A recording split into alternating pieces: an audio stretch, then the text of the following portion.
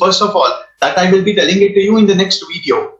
But well, before I begin the bank application, I should ensure that I create a database, which is very much important to maintain that bank. Any bank will have its customer details, their account balance, their account numbers, their customer IDs, their email IDs, their contact numbers, so many different things it will be having. In the same way, today we are going to create one database called as the bank database using our MySQL commands, which will be used throughout your project. First of all, how do you create it? You would have learned in your MySQL. Now, what is that I will be doing here is I will just give you the basic insights as how do you start your MySQL and how will you create the table or create the database in your MySQL. Already your teachers would have clearly told you about this, but still it is my duty to guide you once well before I start with the things. Now, what I will do is I will have my MySQL command line client available on the desktop. What if you don't have it on the desktop? Simple, go to your search menu, type it as MySQL command line, you will be getting this. Now what I will do, I will double click on this. It will open a command line interface where it will ask us to enter the password. The password that I have given is root, I will tell it as root. Once I hit the enter key, it is now inside my MySQL. Now I have to create a database here, so I will type a command called as create database. What is the name of the database? I will tell it as bank application is the name of the database.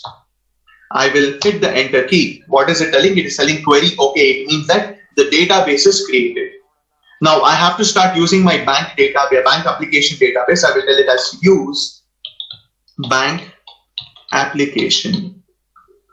Now if I hit the enter key, it tells now you are inside your bank application database.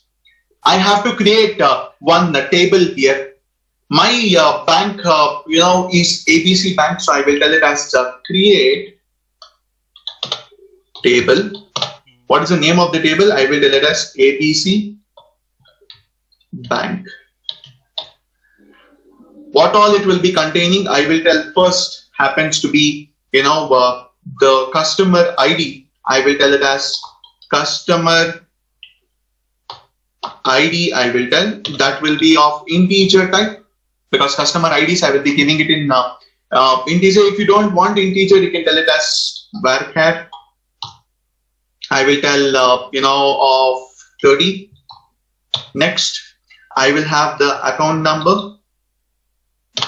Correct. So what is the account number of the type int? Well, before everything, first is very important here. That is the name. I will tell name varchar of 20.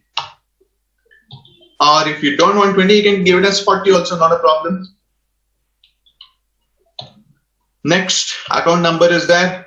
After account number, what else? Very important thing is your balance. I will tell balance is again an integer.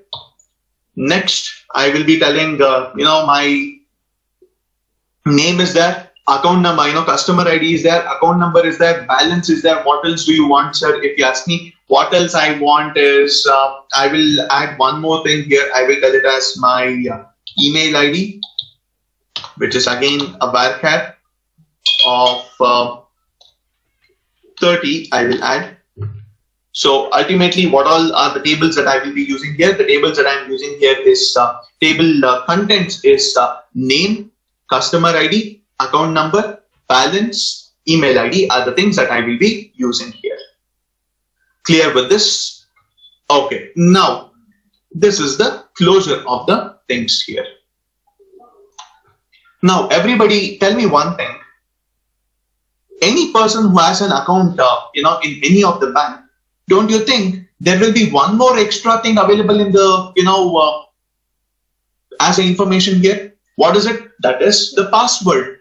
Password is really very important here. Correct? I have given the account number, I have given the customer ID, but without password, how will it be, safe and secure? So what I will be doing here is, well, before I give the balance, I will tell it as password, which can be your varchar itself. of 40, I will tell. And then I will be giving you the balance and the email IDs. Now, this much is the tables that columns that I should be doing here. Once I hit the enter key, it says that the table is created. Now I have to insert the data. How will you insert the data? How will you insert it? It's quite very simple. I will tell like this. Or you can even write a module to insert the data which has been clearly taught to you in your MVC architecture. What is that you have to do? Just create one module where